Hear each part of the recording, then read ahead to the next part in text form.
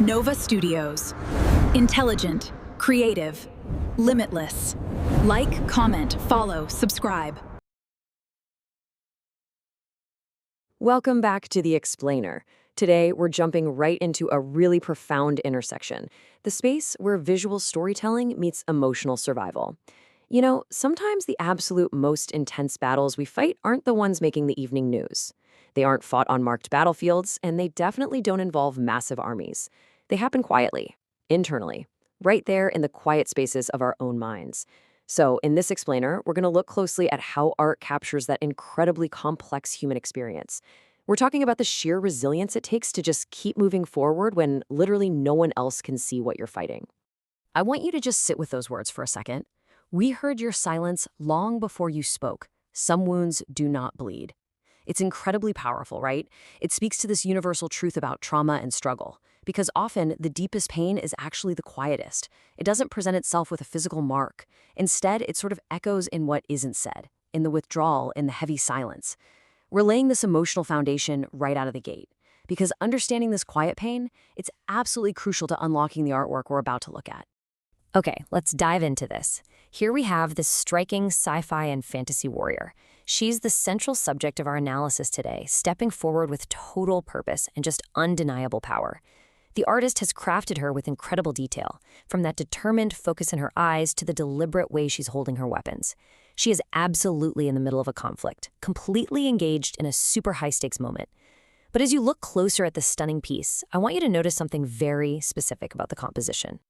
So look past her glowing weapons and into the background. Who is her antagonist? Where is the monster, the opposing army, or the rival warrior? Well, it's kind of a trick question, because the answer is entirely absent. The artist made a very deliberate and frankly surprising choice here to leave her enemy completely invisible. This lack of a visible enemy perfectly mirrors that poetic line we started with, wounds that do not bleed. The environment around her is muted, somewhat desolate, with these soft, hazy ruins and swirling mists. There's no tangible villain to strike down. Why? Because the struggle is happening completely beneath the surface. The invisible enemy is the anxiety, the trauma, the grief, or the depression that she, and by extension a lot of us, battle daily. The framing isolates her, emphasizing that this is a deeply internal, deeply personal fight. Let's move to section 1 and see how this builds. Armor of the soul. Bringing back our guiding text, we hit the next line. They simply teach the soul how to hide its pain. When we experience those wounds that don't bleed, we adapt, don't we? We learn to construct barriers so the outside world can't see how much we're hurting. We smile when we don't want to. We say we're fine when they're falling apart. We build defenses to hide the pain. And the artist has brilliantly manifested this psychological concept right into physical form. Check out the specific details of her armor, that sleek, intricate blue and silver plating covering her chest and arms. It's beautifully designed for sure, but more importantly, it's entirely unyielding. It's layered. It rises high on her neck and wraps perfectly around her core. There's zero gaps. It's a flawless, impenetrable shell designed to keep the vital parts of her entirely locked away and safe from whatever unseen forces she's facing. And this brilliantly illustrates the difference, yet striking similarity, between physical and emotional armor. On the surface, physical armor is forged of metal or advanced synthetics. Its job is to deflect literal strikes, like a sword, an arrow, or a blast. But emotional armor, that's forged of stoicism and avoidance. Actually, it's wild. Psychologists note that emotional masking triggers a physiological stress response that drains literal, physical energy from the body. Its job is to hide internal pain. Those metal plates are a direct representation of the invisible walls we build around our own hearts to survive our silent traumas. To put a formal term to what we're discussing here, this is an absolute masterclass in visual metaphor. Basically, a visual metaphor is the representation of a concept through an image that suggests a profound similarity. By giving us a heavily armored character fighting an empty background, the artist isn't just drawing a cool sci-fi scene. They're using fantasy character design to communicate deeply relatable human psychology. The armor literally is the emotional defense mechanism. Let's shift gears to section 2, weapons against darkness. Now, what's really interesting about this slide is the sheer energy radiating from her hands. Those illuminated dual-wielded swords and ethereal magical runes are intensely bright against the misty environment. In an otherwise muted, grayish scene, these elements draw our eyes immediately. They're just crackling with power. And this is a vital storytelling choice.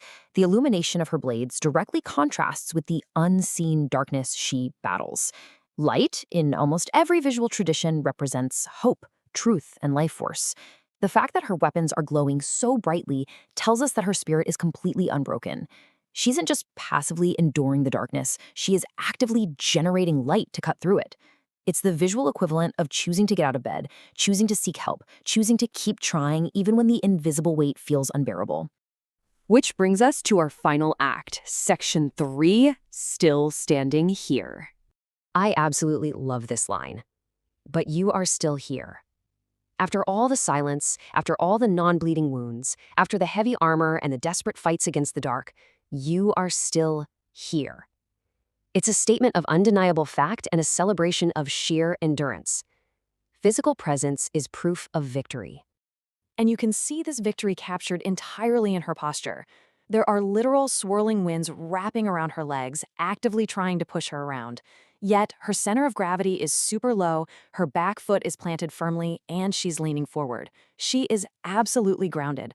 Her posture is undeniable proof of her enduring strength in the face of those sweeping winds. This, my friends, is the exact definition of resilience. It's the capacity to withstand or to recover quickly from difficulties. It's the psychological toughness to remain standing in the unseen wind.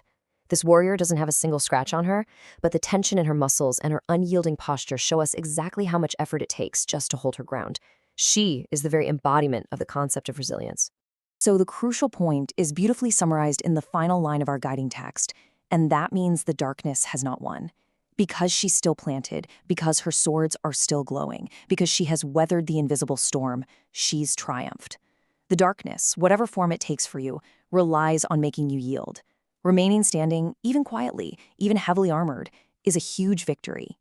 As we wrap up this explainer, I want to turn this brilliant visual metaphor right back onto you. We all have those muted landscapes inside us, you know? Those days where the wind seems to just howl against us from out of nowhere. So I'll leave you with this to reflect on. What unseen armor are you wearing today? And what internal battles are you still surviving? Because if you're watching this, you are still here. And that means the darkness has not won. Keep standing your ground.